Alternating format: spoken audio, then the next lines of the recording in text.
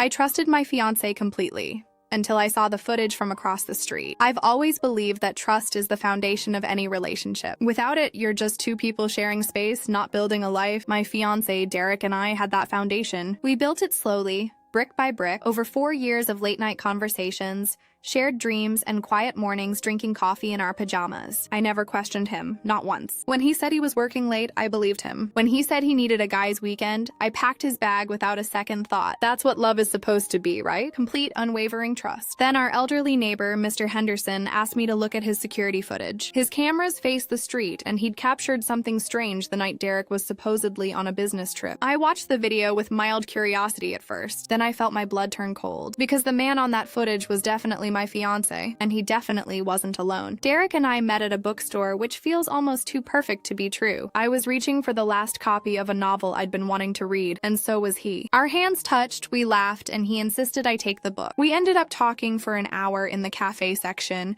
sharing stories about our favorite authors, and debating the merits of paperback versus e-readers. That was 4 years ago, and I still remember the way he smiled at me when I finally agreed to give him my number. He called the next day. He didn't play games or wait 3 days like the dating advice column suggested. He just called and asked if I wanted to get coffee. From the beginning, Derek was the kind of man who made you feel safe. He remembered the little things, like how I took my tea and the name of my childhood dog. He opened doors without thinking about it. He listened when I talked. Really listened, with his full attention and without interrupting. My friends were jealous. My mother adored him. Even my father, who was notoriously hard to impress, gave him a firm handshake and a nod of approval after their first meeting. I felt like I'd won the lottery. He was handsome, thoughtful, ambitious, and he loved me in a way that made me feel seen and cherished. We moved in together after 2 years. The apartment was small and a little cramped, but we made it work. I decorated the living room with warm colors and soft lighting, while Derek set up his home office in the spare bedroom. We established a rhythm,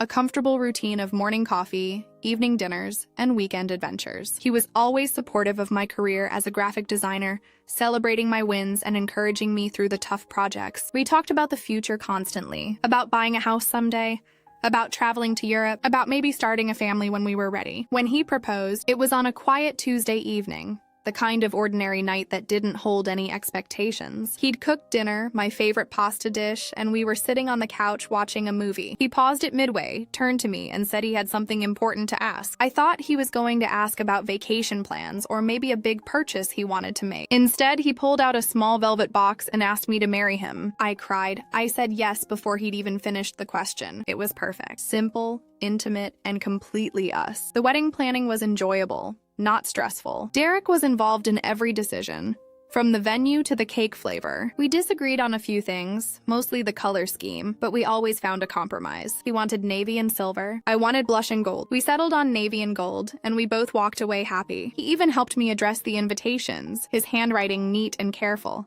Unlike my messy scrawl, everyone said we were the most balanced couple they knew. There was no drama, no jealousy, no insecurities, just two people who genuinely liked each other and had built a life together. Derek traveled for work occasionally. He was a regional manager for a tech company, and his job required him to visit different offices a few times a year. He'd be gone for 2 or 3 days, sometimes a week, and I'd miss him terribly but never worried about what he was doing. He always called at night, always texted during the day, and always came home with a small gift for me. A keychain from a souvenir shop, a box of chocolates he'd found at the airport. Nothing extravagant, but thoughtful. The kind of gesture that said, "I was thinking of you." The business trip in question was supposed to be a 3-day conference in Chicago. Derek left on a Wednesday morning, kissed me goodbye at the door, and promised to call that evening. He texted me when he landed, texted me when he checked into the hotel, and called me around 8 that night. His voice sounded normal, relaxed, and he told me about the keynote speaker and the conference schedule. I told him about my day, about a project I was working on, and about our neighbor Mr. Henderson's cat that had wandered into our yard again. We laughed, said our goodnights, and I went to bed feeling content. The next day was uneventful. I went to work, grabbed lunch with a colleague, and came home to an empty apartment. I talked to Derek briefly in the evening, and he said the conference was going well. He'd be home the next night. I told him I'd make his favorite dinner, and he said he couldn't wait. The evening he was supposed to come home, I noticed Mr. Henderson outside, struggling with a package on his porch. I went over to help, and he thanked me with that warm, grandfatherly smile of his. He was a widower in his 80s, living alone with his cat and his memories. We chatted for a few minutes, and then he invited me inside to show me something. He'd recently installed a security camera system, he explained. His son had set it up after a few suspicious cars had been seen on the street. Mr. Henderson was a little intimidated by the technology, and he wanted me to take a look at the footage. There was something he didn't quite understand. I followed him into his small living room, where a monitor displayed a live feed of the street. He fiddled with the controls, pressing buttons and muttering to himself. "Here," he said finally, pointing at the screen. "This is from Wednesday night. I saw a car stop across the street, and I thought it might be that same suspicious one. But then the person got out, and I realized it was your fiancé. I thought he was supposed to be out of town." I looked at the screen. The footage was clear, high quality, and time-stamped. It was Wednesday night around 9 o'clock. The street was quiet, the streetlights casting a soft amber glow. A dark sedan pulled up to the curb across from our apartment. The driver's door opened, and Derek stepped out. I recognized his walk, his broad shoulders, the way he ran a hand through his hair. He was definitely supposed to be in Chicago. I watched him walk around to the passenger side and open the door. A woman stepped out. She was tall, blonde, wearing a stylish coat and heels. Derek put his hand on her back as they walked toward our apartment building. They disappeared inside together. I stared at the screen, my mind refusing to process what I'd just seen. Mr. Henderson was still talking, but his words faded into a distant hum. My heart was pounding, my hands trembling. I felt like I'd been punched in the stomach. The air knocked out of me. This couldn't be right. There had to be an explanation. Maybe it was a colleague. Maybe she needed a ride somewhere. Maybe he'd come home early to surprise me and I'd been out with a friend. But even as I thought those things, I knew I was lying to myself. Derek had told me he was in Chicago. He'd texted me from Chicago. He'd called me from Chicago. He was not supposed to be here on our street with a woman I'd never seen before. I thanked Mr. Henderson, my voice barely a whisper. I walked back to my apartment on autopilot, my legs feeling heavy and unsteady. I closed the door behind me and leaned against it, sliding down to the floor. The empty apartment felt different now. Cold. Unfamiliar. The pictures on the wall, the books on the shelf, the ring on my finger, they all felt like props in a story that had just been exposed as a lie. I pulled out my phone and stared at Derek's number. I wanted to call him. I wanted to scream at him, but I didn't. Instead, I opened his last text message, the one he'd sent at 9:15 on Wednesday night. Time stamped perfectly. "Miss you. Can't wait to be home tomorrow. Sleep well, my love, my love." He'd called me his love while walking another woman into our apartment. I sat on the floor of my apartment for what felt like hours. The sun had set and the room grew dark around me, but I didn't move. I couldn't. My legs felt like they were made of concrete.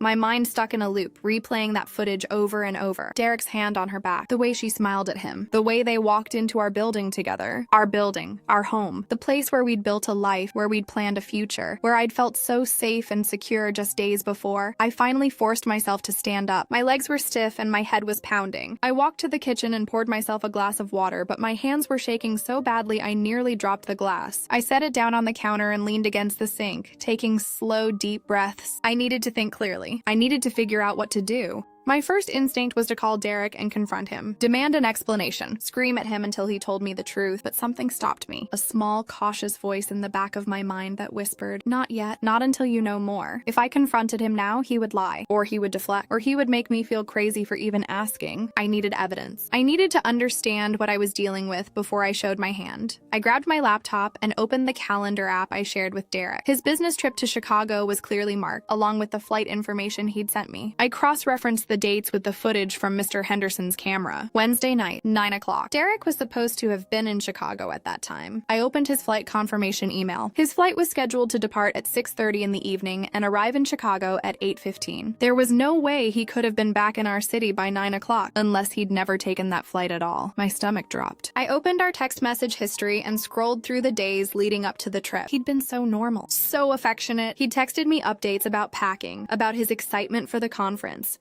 about how much he would miss me. There was nothing suspicious, nothing that made me question him. He was a master of deception. He'd been lying to my face for weeks, maybe longer, and I'd never suspected a thing. I spent the rest of the night doing something I never thought I'd do. I investigated my fiancé. I checked his social media accounts, scrolling through his posts and comments. Nothing unusual. I checked his email, which he'd left open on the shared laptop. Nothing that raised red flags. I checked his location history, which he'd never bothered to turn off. And there it was, a map that told a very different story than the one he'd been telling me. On Wednesday night, his location pinged at our apartment building, not Chicago, not the airport, our building. At 9:15, the same time he'd texted me, "Miss you. Can't wait to be home tomorrow." The ping stayed at our building until 11:30, then moved to a hotel downtown. A hotel I'd never heard of. A hotel he'd never mentioned. The next morning, his location showed him at a coffee shop a few blocks away, then back to the hotel, then to a restaurant I didn't recognize. He didn't leave the city at all. He never went to Chicago.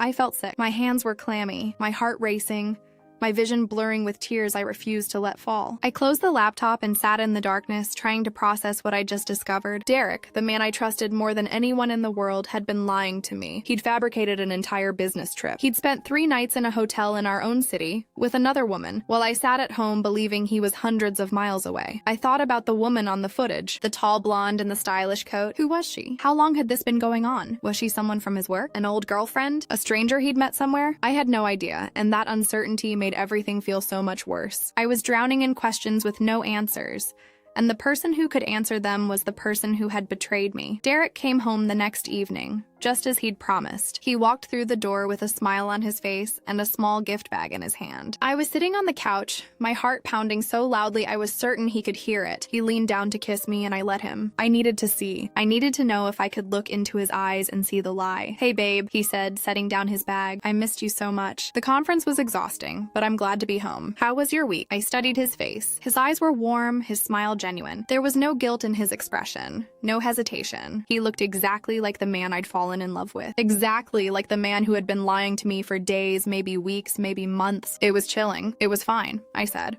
my voice surprisingly steady. "Just the usual. Work, errands, Mr. Henderson's cat got into our yard again." He laughed. That familiar, easy laugh. "That cat is going to be the death of Mr. Henderson. Did you see him try to chase it down last week? The poor guy nearly fell over." I nodded, forcing a smile. I watched him unpack his bag, pulling out dirty clothes and toiletries. He handed me the gift bag. "I got you something. I saw it at the airport and thought of you." I opened the bag. Inside was a small charm bracelet with a tiny book charm. It was thoughtful, sweet, exactly the kind of gift he always brought me. I wanted to throw it across the room. I wanted to scream at him. I wanted to ask him how he could stand there with a straight face, pretending everything was normal, pretending he hadn't spent the last 3 nights with another woman. Instead, I said thank you and gave him a hug. His arms wrapped around me, familiar and warm, and I felt the tears threatening to spill over. I pulled away quickly, pretending to need a glass of water. I couldn't let him see me cry, not yet. Not until I had a plan. Over the next few days, I played the part of the loving fiancé. I smiled. I laughed, I helped him plan our wedding, but inside I was a mess. I was watching him like a hawk, noticing every small detail I'd previously overlooked. The way he kept his phone face down on the table, the way he disappeared into the bathroom for long periods of time, the way he was suddenly protective of his laptop, taking it with him to the coffee shop instead of leaving it at home. The signs were all there, but I'd been too trusting to see them. I decided I needed to confront him, but I needed to do it strategically. I needed to have the upper hand. I couldn't just accuse him without proof. He would deny everything,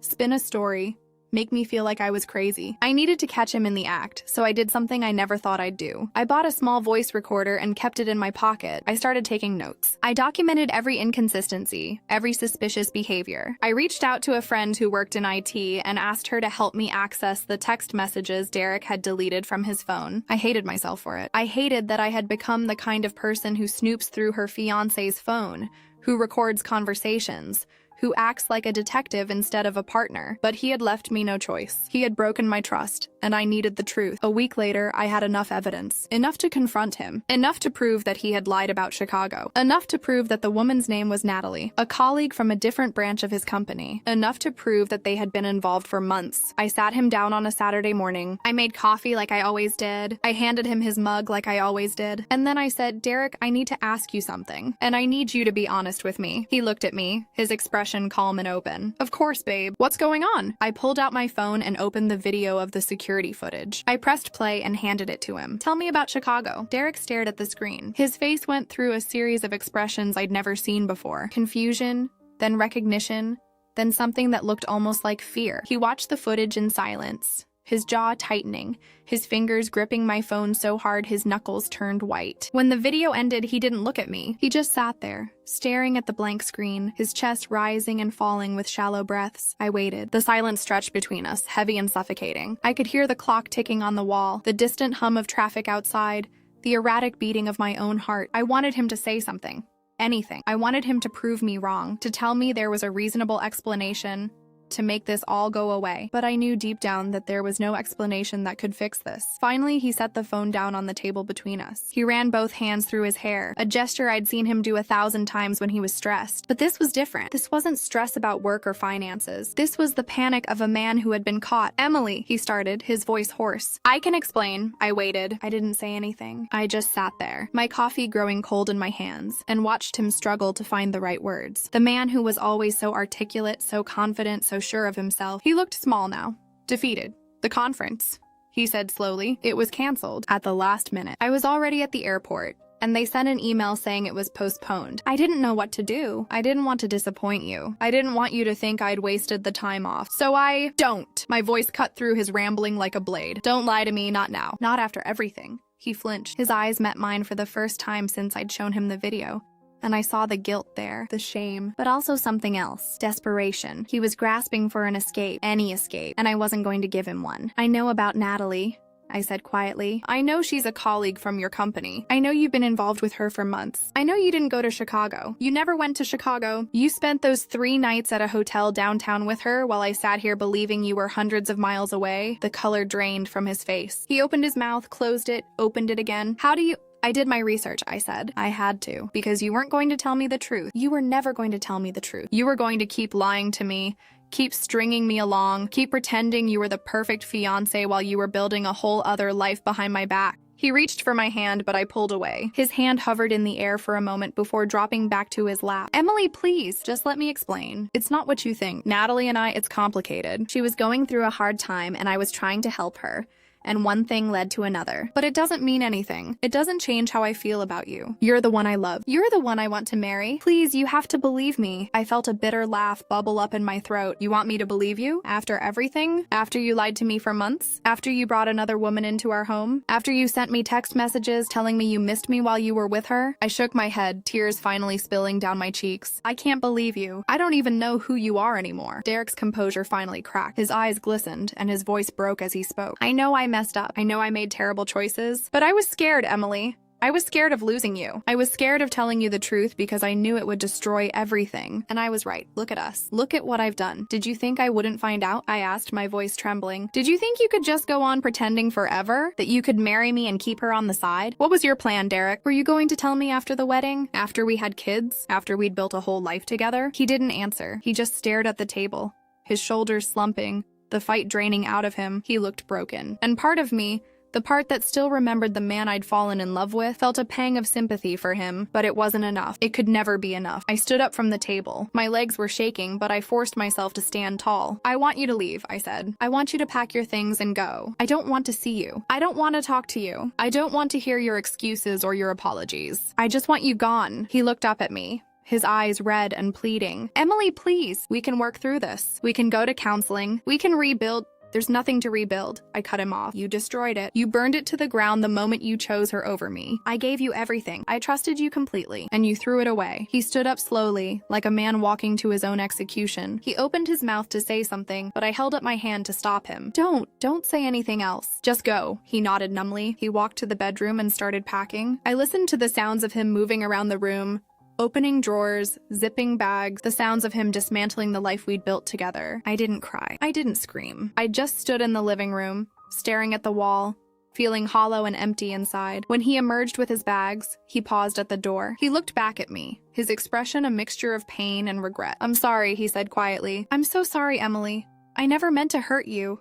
I didn't respond. I couldn't. The words were lodged in my throat, suffocating me. He waited a moment longer, then opened the door and walked out. The door clicked shut behind him. The apartment felt impossibly quiet. I stood there for a long moment, listening to the silence, feeling the weight of everything that had just happened. Then I sank to the floor and finally let myself break. I cried for hours. I cried for the trust I'd lost, the future I'd imagined, the man I'd thought I knew. I cried for the version of myself who had been so naive, so trusting, so certain that love was enough. And when the tears finally stopped, I felt something else. Anger, yes. Grief, definitely. But also something like relief. The weight of uncertainty was gone. I knew the truth now, even if it shattered me. Over the following weeks, I slowly pieced my life back together. I leaned on my friends and family. I threw myself into my work. I canceled the wedding, returned the gifts, and deleted every photo of Derek from my phone. It was painful, but it was necessary. I didn't forgive him. Maybe someday I would. But I realized that healing wasn't about forgiving him. It was about forgiving myself. Forgiving myself for trusting him. Forgiving myself for not seeing the signs. Forgiving myself for loving someone who didn't deserve it. I learned that trust is precious, but it's not blind. Real trust is earned day after day through honesty and consistency. And when someone breaks it, they don't get to decide when you heal. Only you do. I still live in the same apartment. The memories are there, but they're fading. I've started redecorating, making the space my own. And I've started dating again. Slowly, cautiously. I don't know what the future holds, but I know I'll be okay. Because I'm stronger than I ever thought I was. And that's something no one can ever take away from me.